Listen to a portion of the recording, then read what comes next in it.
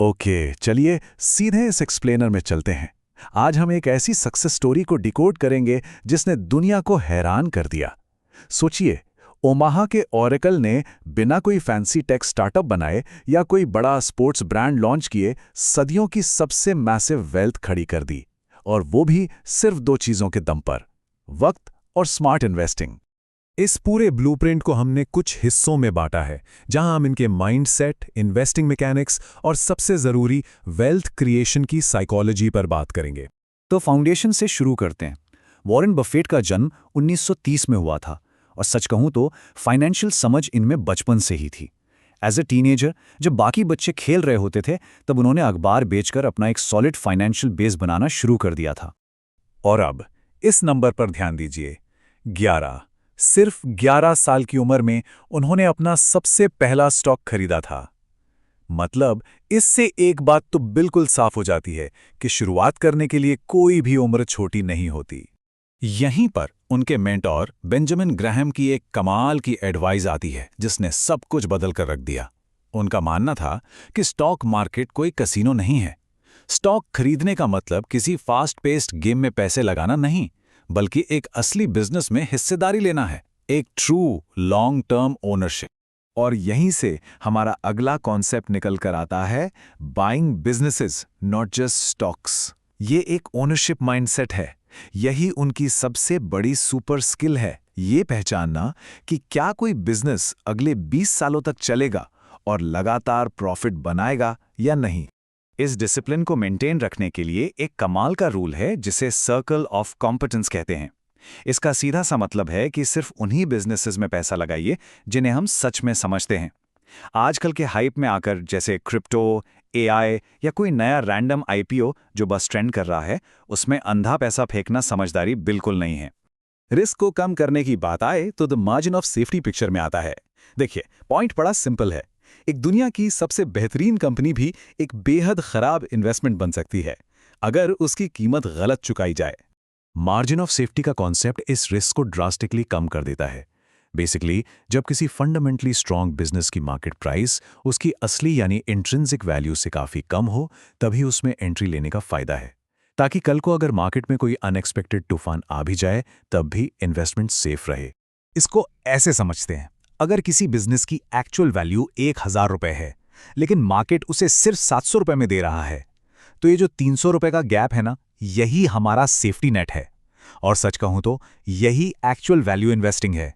चलिए, अब इन कॉन्सेप्ट्स को थोड़ा प्रैक्टिकल लेवल पर देखते हैं। आइए एक ऐसी 5 पॉइंट चेकलिस्ट पर नजर डालते हैं जिससे किसी भी कंपनी को डीपली एनालाइज किया जा सके। जब भी कोई इन्वेस्टमेंट एनालाइज करनी हो तो इन पॉइंट्स पर ध्यान देना जरूरी है। क्या कंपनी लगातार प्रॉफिट बना रही है? क्या उसके पास एप्पल या कोका कोला जैसा कोई स्ट्रॉन्ग ब्रांड है? उसका डेट यानी कर्जा मिनिमल होना चाहिए। और सबसे इंपॉर्टेंट, मैनेजमेंट पूरी तरह से ऑनेस्ट और ट्रस्टवर्दी होना चाहिए। इसमें एक टर्म बहुत खास है, इकोनॉमिक मोट। इसे एक ऐसी गहरी खाई या मिडीवल स्टाइल ढाल की तरह समझिए जो बिजनेस को चारों तरफ से प्रोटेक्ट करती है। ये ऐसी स्ट्रॉन्ग कंपेटिटिव एडवांटेज है जो कंपेटिटर्स को सक्सेस कॉपी करने से रोकती है और कोर ऑपरेशंस को सेफ रखती है। अब आते हैं कोर फिलॉसफी पर, कंपाउंडिंग की ताकत और पेशेंस। आज की फास्ट पेस्ड दुनिया की उम्मीदों और असली वेल्थ क्रिएशन के बीच का अंतर समझना अब बहुत जरूरी हो गया है। आजकल हर कोई रातों रात अमीर बनना चाहता है। मीम स्टॉक्स, डेली ट्रेडिंग, बस एक हफ्ते में पैसा डबल हो जाए। लेकिन रियलिटी में लास्टिंग वेल्थ तब बनती है जब हम वक्त और कंपाउंडिंग को अपना काम करने देते हैं। एक डिसिप्लिन्ड अप्रोच जहां प्रॉफिट पर प्रॉफिट बनता है, डेकेड्स तक होल्ड करके। इस टाइमलाइन को देखकर थोड़ी हैरानी हो सकती है। 11 साल में पहला स्टॉक खरीदा, 1988 में कोका कोला में इन्वेस्ट किया। पर नोटिस करने वाली बात यह है कि उनकी लेजेंडरी वेल्थ का सबसे बड़ा हिस्सा 50 साल की उम्र के बहुत बाद आकर बना। यह साबित करता है कि पेशेंस एक इन्वेस्टर का सबसे ताकतवर हथियार है। और वॉरेन बफेट का यह स्टेटमेंट इस बात को और मजबूत कर देता है। उनका कहना है कि अगर किसी स्टॉक को 10 साल तक होल्ड करने का इरादा ना हो तो उसे 10 मिनट के लिए भी अपने पास रखने के बारे में सोचना तक नहीं चाहिए। यह कमिटमेंट का अल्टीमेट लेवल है। अब यहां एक बड़ा दिलचस्प सवाल उठता है, स्टॉक मार्केट में आखिर सबसे खतरनाक चीज क्या है? सोचिए, क्या वो अचानक आने वाला मार्केट क्रैश है, या कोई बुरी न्यूज, या फिर इनसाइडर इन्फॉर्मेशन का ना होना? जवाब हमारे आखिरी और सबसे क्रूशियल पॉइंट में छिपा है, the psychology of wealth.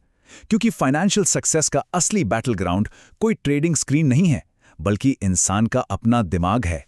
Market से ज्यादा बड़ा खतरा ह्यूमन इमोशन है। जब मार्केट टॉप पर होता है तो एक्साइटमेंट और लालच में आकर बाइंग करना, और जब क्रैश होता है तो डर के मारे पैनिक सेलिंग करना। ये ग्रीड और फियर का जो डेविस्टेटिंग साइकिल है, यही सबसे ज्यादा नुकसान करवाता है। इसलिए हमें अपनी नेचुरल इमोशनल इंस्टिंक्ट्स को बिल्कुल उल्टा करना पड़ेगा। जब बाकी लोग लालच कर रहे हों तब डरिए, और जब सब डर रहे हों तभी लालच कीजिए। यही वो कॉन्ट्रेरियन माइंडसेट है जो खौफ के माहौल में भी बेहतरीन अपॉर्चुनिटीज ढूंढ निकालता है। अरबों की इस संपत्ति के पीछे एक बेहद सिंपल और नॉन फ्लैशी लाइफस्टाइल है। डेली रीडिंग, डीप थिंकिंग और क्लियर रैशनल माइंड।